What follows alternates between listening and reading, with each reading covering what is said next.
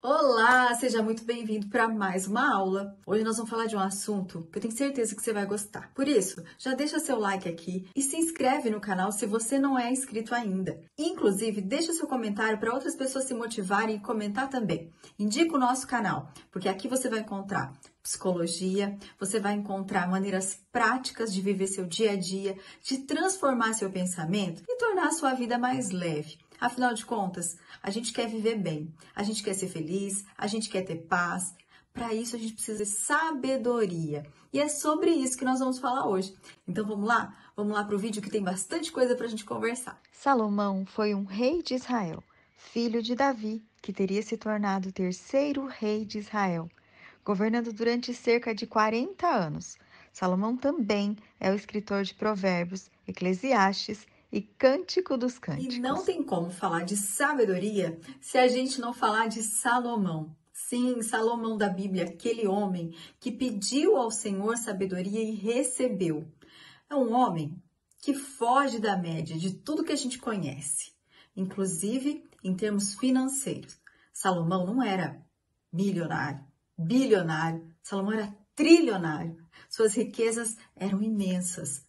E Salomão sabia administrar o seu reino. Sim, Salomão, filho de Davi, o homem mais sábio que já existiu. Quem era Salomão?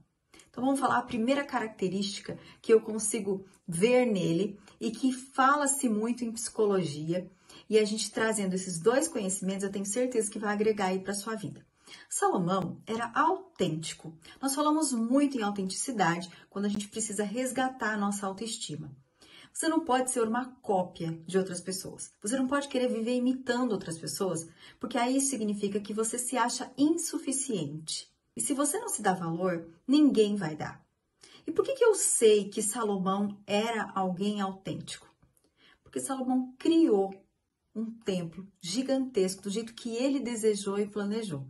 Aí você pode me dizer assim, mas eu não sou criativa. Eu não consigo ter toda essa criatividade. Olha, você tem. Desde que você não fique se espelhando em ninguém, tentando imitar os outros, se comparando com outras pessoas. Porque quando a gente se compara, a gente cultiva em nós um sentimento chamado inveja.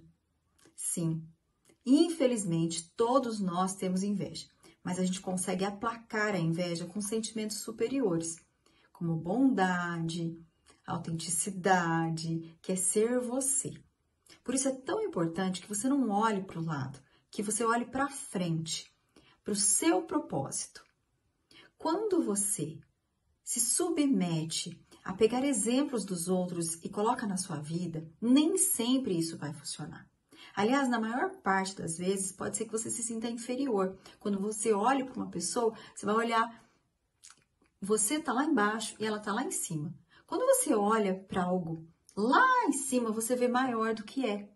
Por isso é tão importante que a gente olhe para a gente mesmo. E Salomão era alguém que cultivava a sua autenticidade. E a sua criatividade nos prova isso. Você, por exemplo, você tem criatividade para se vestir, não tem? Aí você pode dizer, não, me visto mais ou menos. Você tem criatividade para cozinhar, não tem? Aliás, quando a gente vai preparar uma refeição, a gente precisa ser criativo, a gente precisa colocar tempero, a gente precisa manusear os alimentos. Você pode dizer, não tenho. Você tem que ter criatividade para organizar a sua casa. Você pode dizer, mas não sou eu que organizo, outra pessoa organiza. Eu tenho certeza que tem a sua cara onde você mora. Sim, no seu jeito de se organizar, você é criativo. No seu trabalho, independente de qual seja, se você for da sua casa, dona do seu lar, se você for uma vendedora, se você for uma administradora, se você for uma psicóloga, se for uma médica, você precisa usar o recurso da criatividade. E a criatividade somos nós. É resgatar de dentro para fora e exercitar a nossa subjetividade. Subjetividade, gente, quer dizer que você é único, que é seu, que aquilo não pertence a outra pessoa. Foi Deus que te deu. E nada mais prova isso, a importância disso, do que a nossa impressão digital, que é só nossa. No mundo inteiro nunca existiu, não existe e não existirá outra Nástia como eu. Olha só como é grande isso. O que Deus quer nos falar com isso? É que nós somos únicos, é claro. Que nós somos preciosos, porque nos fez com exclusividade. Então seja autêntico, não fica se preocupando, será que vão gostar de mim, será que não? Sim, vai ter gente que vai gostar de você do jeitinho que você é, e vai ter gente que não vai gostar. E não tem problema. Você tem que se conectar com pessoas que te admirem mesmo, mas pelo que você é, não pelo que você está imitando. Você não pode ser uma atuação. Você não vive num palco. Você vive na vida real. Então, se você quer ter sabedoria na sua vida, seja criativo através da sua autenticidade. Esse é o primeiro ponto que vai fazer você ser uma pessoa diferente de todas elas, única e exclusiva. Uma outra característica que nos impressiona do rei sábio Salomão é que ele fazia planos. Em Provérbios 21:5 diz: os planos do diligente são vantagens certas. Ou seja, quem faz plano com inteligência, usando a razão e a emoção, os dois lados do cérebro, com certeza haverá sucesso. O que ele quer dizer com essa palavra diligência? Quer dizer que é alguém que é honesto com seus princípios, que não se vende, que não é um Maria vai com as outras. Isso nos ensina muito. Nós temos que ter propósitos e segui-los para que a gente não fique perdido nessa vida sem saber qual é o caminho que devemos seguir. Por exemplo, imagina que você está realmente numa estrada perdido. Eu já fiquei várias vezes, até porque meu marido tinha uma certa dificuldade, numa época em que não existia GPS, porque hoje está tudo mais fácil, né? Para achar o caminho. E a gente entrava em lugares que a gente achava que não ia sair mais. Cidades pequenas, e aí a gente ia perguntando. Aliás, eu falava, né? Pergunta, é melhor perguntar do que a gente ficar aqui tanto tempo perdido. Mas às vezes isso não resolvia. Porque a gente perguntava para um, ele ensinava um caminho. Perguntava para o outro, ensinava outro caminho. Eu tenho certeza que você já passou por isso alguma vez na sua vida, né? De você ir pensando que ia chegar num lugar e ter essa intercorrência aí nesse percurso. De você ficar perdido, ficar pedindo informação, parando de posto em posto. E aí, em quem que eu confio? Para onde eu vou? Essa sensação é muito ruim, uma sensação de insegurança. Será que está me dizendo a verdade? Será que ele entendeu aquilo que eu quis dizer, o caminho que eu quero chegar? Será que ele não está mandando eu de volta de onde eu vim? Será que essa estrada está certa? E a gente vai observando, né? Será que é por aqui mesmo, vendo as placas? Mas existe uma tensão em quem está perdido. Porque quando ele pede informação, qualquer caminho vai servir, porque ele não sabe nada. Então, ele tem que fazer uma escolha. Ou eu fico aqui parado, ou eu sigo aquele que me falou. Pelo menos até eu ver se estou indo certo para pedir informação para outro. Veja que situação. Passar por essa situação numa viagem, quando está procurando endereço, é esporádico. Faz parte da vida. Agora, viver assim, imagina você ter que passar por isso sempre. É isso que Salomão está dizendo, que a gente precisa fazer planos. Precisamos ser diligentes, ou seja, precisamos usar as nossas emoções, porque através delas a gente tem a nossa intuição, a gente tem o nosso pensamento, que é a nossa razão, que vai nos favorecer para chegar onde a gente precisa. Por isso que ele fala, se você usar esse recurso, esse posicionamento diante da vida, a vantagem é certa, você vai ter sucesso. Isso é sabedoria bíblica. Veja que coisa interessante. Esse foi o segundo recado que a Bíblia nos deu. É impressionante como a gente estuda psicologia e a gente volta para a palavra do Senhor e está tudo escrito lá. Só que tem uma diferença. Quando você vai estudar psicologia, é muito bom você ter inteligência, ter esforço, disposição para entender o que os autores escreveram. Mas quando você vai entender o que a palavra do Senhor tem para te dizer, esse grande manual que em cada palavrinha tem um recado para você, você precisa buscar orientação, inspiração, iluminação divina, diretamente do Espírito Santo, para que te toque e te dê entendimento. Mas lá realmente tem tudo. Vamos para o terceiro ponto, vamos entender o que Salomão nos diz sobre sabedoria. Provérbios 1:3 diz assim: viver com sensatez e disciplina, fazendo o que é justo e correto. O que é sensatez? Sensatez e disciplina andam bem junto. Entender melhor isso. Uma pessoa sensata é aquela que sabe o que tem que ser feito. Uma pessoa disciplinada é aquela que faz o que tem que ser feito. E aí eu tenho que entrar num ponto que talvez você não tenha se dado conta ainda. Existe muita gente inteligente e muitas pessoas que estudam,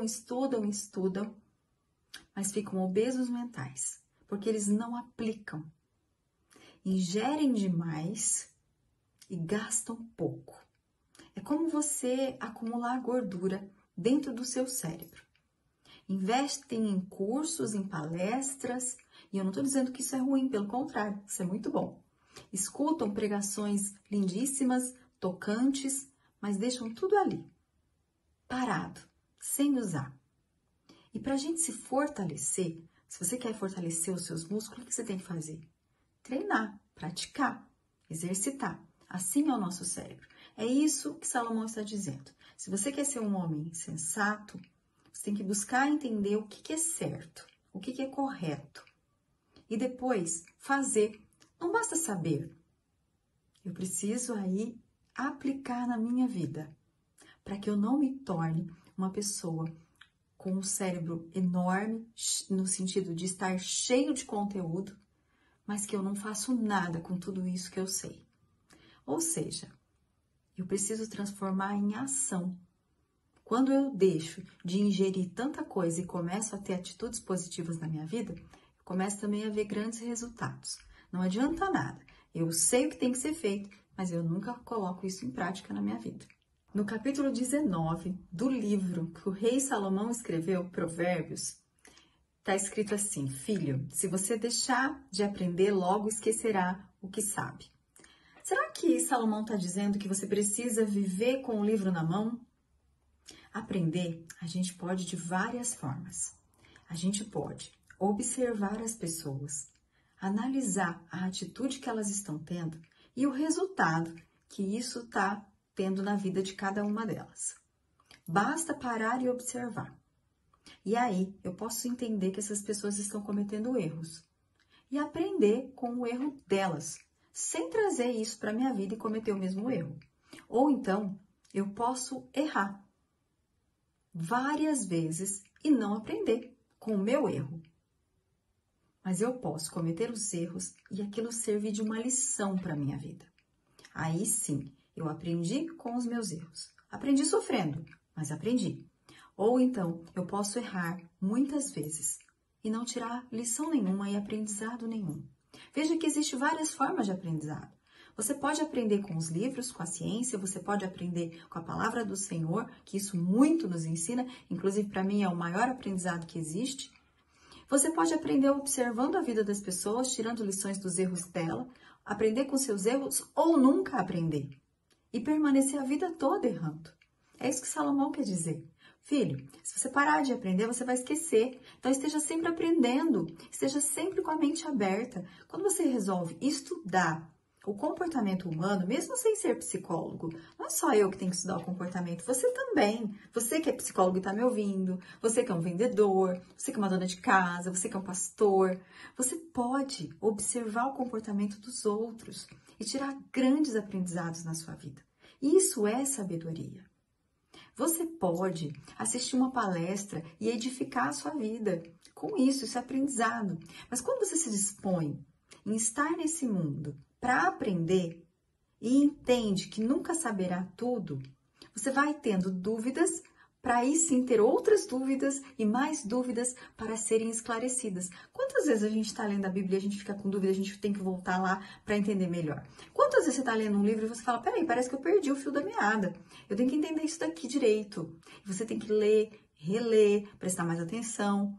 Isso é sabedoria. Estar disposto a aprender diversas formas, diversas maneiras de aprendizado. Mas você tem que estar sempre aprendendo.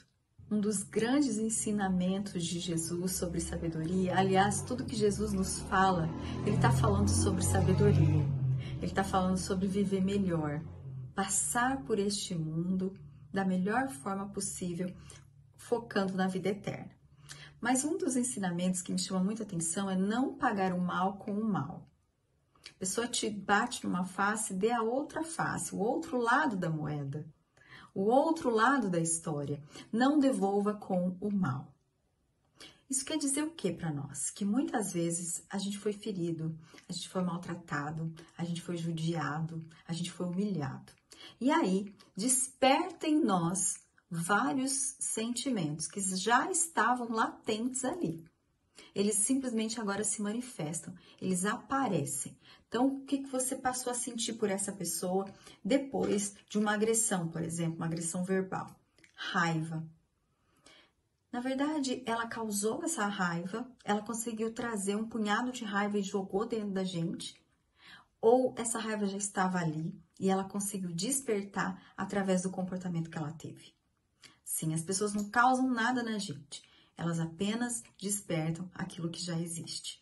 Então, se você está sentindo inveja de alguém, ela despertou isso em você. Raiva. Se você está se sentindo rejeitado e aquilo está doendo demais, talvez é um complexo de rejeição que você traz lá da sua infância, pela sua família, os seus pais, talvez você não foi desejado, enfim, é uma história de vida que está dentro de você e a gente não consegue se desvencilhar dela tão facilmente quando a gente imagina. Ficamos adultos e agora só vale a fase adulta. Não, a infância permanece em nós. Existe uma parte de nós, existe uma criança ali dentro que foi ferida. E muitas vezes esse adulto agora, como nós, está ativando essa criança, ela está gritando, ela está chorando, ela está pedindo para que você olhe e entenda o que está acontecendo ali nesse relacionamento. Então, esse é um grande ensinamento para nós olharmos o que o outro está despertando e não cultivar isso. Porque quando alguém te faz o mal, a nossa tendência é continuar falando também mal dele. A gente vai dando a notícia, você sabe o que fulano me fez? Olha, eu fui traída.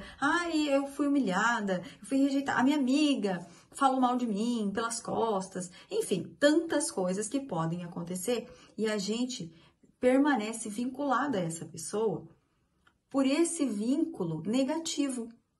Ou seja, eu às vezes não amo mais, eu não estou amando mais ela e nem o comportamento que ela está tendo comigo, mas eu estou vinculada, não mais por aquele vínculo positivo afetivo, mas por outro, muito ruim, está presa comigo. Tem uma frase que eu gosto bastante também, infelizmente não me lembro quem é que escreveu, mas eu já li essa frase, de que às vezes a gente vai dormir com o nosso inimigo, a gente acorda com o nosso inimigo, a gente almoça com o nosso inimigo, por isso que é tão importante a gente não ter inimigo. As pessoas, gente, elas só nos mostram a que distância a gente tem que ficar delas. A gente não precisa ficar grudado, colado nos outros. Se aquela pessoa não está sendo interessante para sua vida, para o seu desenvolvimento, ela não precisa virar seu inimigo.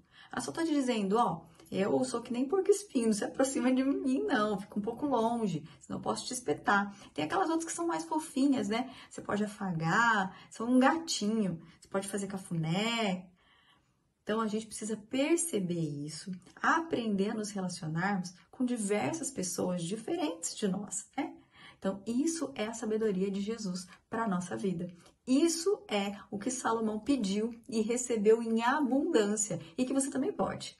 Você só precisa conectar-se com a fonte eterna, infinita de sabedoria. Sabedoria maior não vem de nós, gente, vem do nosso Criador. Nós somos filhos. Nós não somos criatura do Senhor, nós somos herdeiros, nós somos filhos. Por isso que a gente pode chegar, abrir nosso coração e pedir aquilo que a gente deseja, assim como Salomão fez. Provérbios 19:2 diz, aquele que se apressa resulta em erro. Veja só, num mundo em que a gente tem informações muito rápido, preciso, a gente filtra o que a gente quer ver, o que a gente quer comprar, o que a gente quer assistir.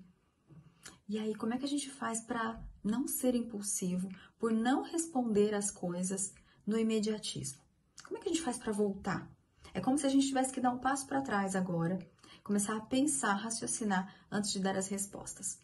Sim, Salomão, como sempre, né, no livro todo que ele escreveu, a gente vê a infinita sabedoria que veio diretamente do Pai. Porque quando a gente responde para alguém na pressa, a gente corre um grande risco de se arrepender. Eu mesma já fiz isso. Tem pessoas que são muito sedutoras, né? Tem pessoas que seduzem a gente pela dó, tem pessoas que seduzem a gente pela atração que a gente sente por ele, né? E aí a gente vai sendo levado, sem perceber. Claro que nós não somos crianças que têm o cérebro infantil, né? Nós somos adultos, a responsabilidade é nossa. Mas quando a gente vê, a gente já tá no meio de uma situação e age com imprudência. Mesmo assim, a responsabilidade é nossa, de perceber onde a gente está entrando e o que o outro tá querendo. Mas às vezes fica difícil de fazer isso porque a gente tem o imediatismo, que a gente quer dar a resposta na hora, a gente quer resolver, a gente parece que tá correndo, né? A vida tá levando a gente para um lugar onde a gente tá sempre correndo, como se fosse uma maratona. E quando é que eu paro? Quando é que eu vivo o aqui e o agora? Eu acabo nunca fazendo isso, porque eu tô sempre preocupado com o que eu tenho que responder, o que eu tenho que fazer, o que vem depois, e eu acabo vivendo de um futuro e esqueço que o que eu tenho não é o futuro, é o hoje, é esse momento. Então, para que a gente tenha sabedoria nas nossas decisões, a gente precisa pedir um tempo para as pessoas, antes da gente dar a resposta. A gente precisa se segurar, a gente precisa ter controle. Senão a gente vive em situações complicadas e difíceis. Quantas vezes eu aceitei coisas que eu não queria e depois eu tive que bancar isso? Aceitei para dar palestra aonde parecia que não era o meu lugar e eu depois fiquei pensando, Senhor, não é isso que eu deveria ter feito. Não foi o Senhor que me fez aceitar. Fui eu. Aceitei trabalhos que eu não gostaria de fazer. E por que aquilo estava me fazendo mal? Porque se eu tivesse pensado mais um pouco, talvez eu tinha escolhido outra data, até no mesmo lugar eu iria para falar. Mas em outra data, num outro momento, que fosse mais confortável para mim. E aí eu tive que bancar. E esse gosto amargo ficou na boca. De ter dito sim, quando eu deveria dizer não, espere um pouco. Às vezes não é o não, não vou fazer. Às vezes é não, me dê um tempo para pensar. E aí você consegue organizar melhor as suas ideias. Quer ver um momento que a gente erra muito também, por a gente ter pressa em responder? Para os nossos filhos. Você que é pai, você que é mãe, às vezes as crianças chegam na pressa, porque a criança é apressada, porque o cérebro dele é pequeno, não está formado ainda, não chegou nem no volume que deveria chegar, né? O cérebro de um adolescente também não. Nós, que somos pais, temos essa responsabilidade e essa competência. Nós temos condição de fazer isso. De pedir, meu filho, espera um pouco, eu vou pensar, eu vou analisar a situação e eu te dou uma resposta. Ah, pai, quanto tempo você precisa? Preciso de um dia, preciso, amanhã a gente volta a conversar, mas hoje eu não tenho condição de te dizer nem sim e nem não. E às vezes a gente precisa fazer isso para o nosso chefe, para o nosso subordinado. E como é difícil de conseguir, né? Como é complicado, porque a gente quer dizer sim, a gente quer resolver a situação, ou às vezes a gente quer falar não. E às vezes o não também precipitado faz a gente errar. Porque Salomão não está falando que é não e nem sim, ele está falando que é a pressa. A pressa, a intolerância. A gente precisa ter mais tolerância com a gente mesmo. Então, quando você se sentir no desejo de responder imediatamente para alguém, pensa nisso. Lembra que isso é princípio bíblico. Você quer ter sabedoria? Você quer viver uma vida mais plena, mais leve? Segue o que a Bíblia está dizendo. E essa é uma das coisas. Você já deve ter ouvido. Vai ter com a formiga, ó preguiçoso. Sim, esse texto está na Bíblia. Salomão, no seu livro, capítulo 21, versículo 25, ele diz: o preguiçoso fica desejando coisas, morre querendo, mas não tem. Praticamente é isso que ele está dizendo, né? Porque ele não trabalha, porque ele não executa. Então, gente, tem tantas pessoas que sonham em ter uma vida confortável, em se apaixonarem, em ter um grande amor para a sua vida, em conquistar uma faculdade, em ter um bom trabalho. Mas o que elas fazem para que isso aconteça? Ah, eu amo minha família. Mas o que você faz para ter uma boa família ao seu lado? Porque somos nós que precisamos fazer. Como é que você cuida disso? Aquele que é preguiçoso não cuida de nada. Não cuida do jardim da casa dele, não cuida da horta que ele tem. Porque nós vivemos num grande jardim, né? Nós temos o jardim, por exemplo, da nossa saúde mental. Nossa saúde mental, ela é composta por vários canteiros que eu preciso cultivar para que eu tenha amor próprio.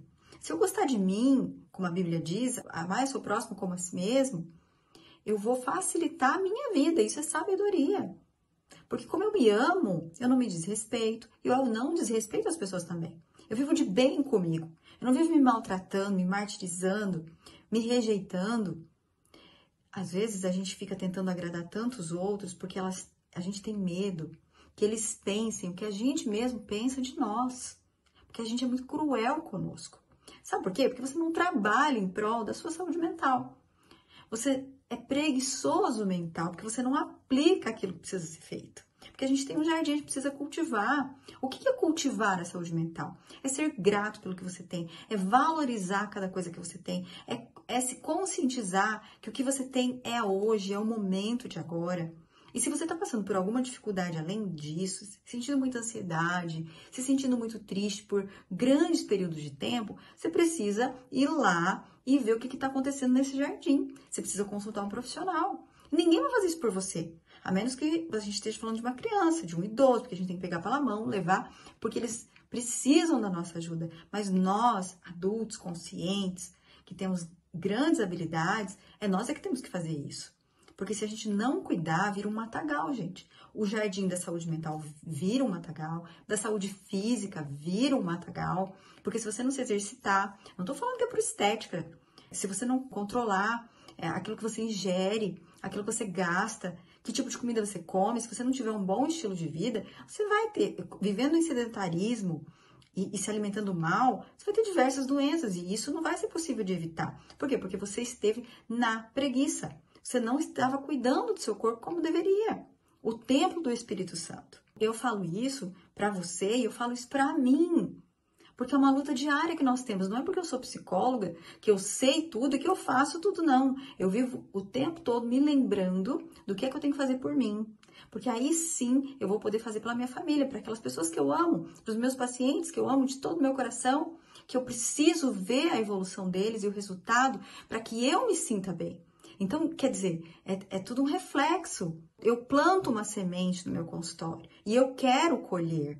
Eu vou caminhando junto com ele. Eu planto uma semente dentro da minha família e eu desejo colher bons frutos. Então, a preguiça, quem vive na preguiça, está longe da sabedoria. Está longe de ter uma vida gostosa, uma vida suficientemente boa. Suficientemente boa, gente, não quer dizer que está ausente de problemas, está ausente de dificuldades, tem coisa que você vai ter que passar. Infelizmente, tem perdas que nós vamos ter que viver, porque nós estamos vivendo numa instabilidade. Quem diz que todo dia é igual? Quem falar que você vive uma vida equilibrada todo dia igual, não é verdade. Porque a gente, às vezes, um dia tá mais animado, outro dia mais desanimado, mas eu não estou convivendo e alimentando uma inércia, uma preguiça de não sair do lugar, de ficar na minha zona de conforto. Porque isso vai me fazer voltar para um lugar onde eu não quero estar. Que lugar que é esse? É um lugar que eu já estive e eu não gostei de estar lá. São os traumas, são as dores que eu já vivi e eu não quero repetir. Então vamos caminhar. Às vezes a preguiça que ele fala aqui também é para que você cure suas feridas. Porque se eu não trabalhar nas minhas feridas, eu vivo uma pessoa ressentida, como uma fotografia velha. Eu vivo mantendo algo dentro de mim que já aconteceu, que já passou, mas que eu sinto toda hora. Por isso que vem o termo ressentir. Porque até nisso eu não quero caminhar. Às vezes eu preciso chorar, às vezes eu preciso sofrer para lavar as minhas feridas. É o meu luto. Eu tenho que viver esse momento, não adianta fugir dele. Mas depois eu preciso caminhar. E é aí que entra o não ter preguiça. Vai ter com a formiga, que está sempre trabalhando, está sempre se mexendo, está sempre fazendo alguma coisa para a vida dela, né? Quando a gente fala de uma formiga, a formiga está cuidando do quê? Da vida dela. E aí vivendo em comunidade nesse formigueiro. Veja que coisa interessante. Veja quantas aplicações nós podemos trazer para a nossa vida.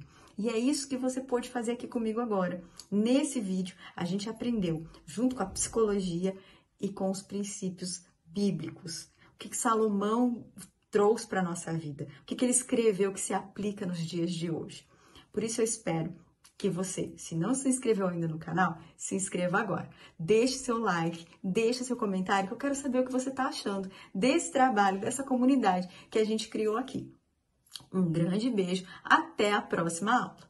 Salomão, no seu livro, capítulo 21, versículo 25, ele diz: o preguiçoso fica desejando coisas, morre querendo, mas não tem. Praticamente é isso que ele está dizendo, né? Porque ele não trabalha, porque ele não executa.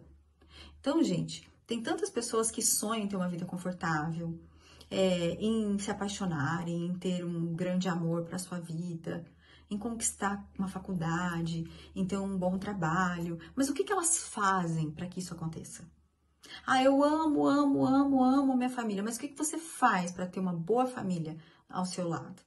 Porque somos nós que precisamos fazer. Como é que você cuida disso? Aquele que é preguiçoso não cuida de nada. Não cuida do jardim da casa dele, não cuida da horta que ele tem. Porque nós vivemos num grande jardim, né? Nós temos o jardim, por exemplo, da nossa saúde mental. Nossa saúde mental, ela é composta por vários canteiros que eu preciso cultivar para que eu tenha amor próprio. Se eu gostar de mim, como a Bíblia diz, amar o seu próximo como a si mesmo, eu vou facilitar a minha vida. Isso é sabedoria. Porque como eu me amo, eu não me desrespeito e eu não desrespeito as pessoas também. Eu vivo de bem comigo. Eu não vivo me maltratando, me martirizando, me rejeitando. Às vezes a gente fica tentando agradar tantos outros porque a gente tem medo que eles pensem o que a gente mesmo pensa de nós. Porque a gente é muito cruel conosco. Sabe por quê? Porque você não trabalha em prol da sua saúde mental. Você é preguiçoso mental, porque você não aplica aquilo que precisa ser feito. Porque a gente tem um jardim, a gente precisa cultivar. O que é cultivar a saúde mental? É ser grato pelo que você tem, é valorizar cada coisa que você tem, é se conscientizar que o que você tem é hoje, é o momento de agora. E se você está passando por alguma dificuldade além disso, se sentindo muita ansiedade, se sentindo muito triste por grandes períodos de tempo, você precisa ir lá e ver o que está acontecendo nesse jardim. Você precisa consultar um profissional. Ninguém vai fazer isso por você, a menos que a gente esteja falando de uma criança, de um idoso, porque a gente tem que pegar pela mão, levar, porque eles precisam da nossa ajuda. Mas nós, adultos conscientes, que temos grandes habilidades, é nós que temos que fazer isso.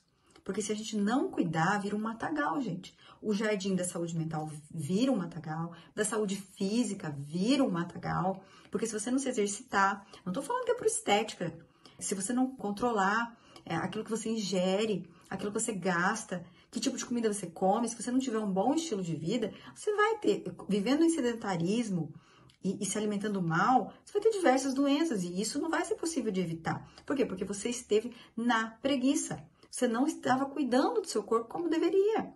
O templo do Espírito Santo. Eu falo isso para você e eu falo isso para mim. Porque é uma luta diária que nós temos. Não é porque eu sou psicóloga, que eu sei tudo e que eu faço tudo, não. Eu vivo o tempo todo me lembrando do que é que eu tenho que fazer por mim. Porque aí sim eu vou poder fazer pela minha família, para aquelas pessoas que eu amo, para os meus pacientes que eu amo de todo o meu coração, que eu preciso ver a evolução deles e o resultado para que eu me sinta bem. Então, quer dizer, é tudo um reflexo. Eu planto uma semente no meu consultório e eu quero colher. Eu vou caminhando junto com ele. Eu planto uma semente dentro da minha família e eu desejo colher bons frutos. Então, a preguiça, quem vive na preguiça, está longe da sabedoria. Está longe de ter uma vida gostosa, uma vida suficientemente boa. Suficientemente boa, gente, não quer dizer que está ausente de problemas, está ausente de dificuldades, tem coisas que você vai ter que passar. Infelizmente, tem perdas que nós vamos ter que viver, porque nós estamos vivendo numa instabilidade. Quem diz que todo dia é igual? Quem falar que você vive uma vida equilibrada todo dia igual, não é verdade. Porque a gente, às vezes, um dia está mais animado, outro dia mais desanimado, mas eu não estou convivendo e alimentando uma inércia, uma preguiça de não sair do lugar, de ficar na minha zona de conforto. Porque isso vai me fazer voltar para um lugar onde eu não quero estar. Que lugar que é esse? É um lugar que eu já estive e eu não gostei de estar lá. São os traumas, são as dores que eu já vivi e eu não quero repetir. Então vamos caminhar. Às vezes a preguiça que ele fala aqui também é para que você cure suas feridas. Porque se eu não trabalhar nas minhas feridas, eu vivo uma pessoa ressentida, como uma fotografia velha. Eu vivo mantendo algo dentro de mim que já aconteceu, que já passou, mas que eu sinto toda hora. Por isso que vem o termo ressentir. Porque até nisso eu não quero caminhar. Às vezes eu preciso chorar, às vezes eu preciso sofrer para lavar as minhas feridas. É o meu luto. Eu tenho que viver esse momento, não adianta fugir dele. Mas depois eu preciso caminhar. E é aí que entra o não ter preguiça.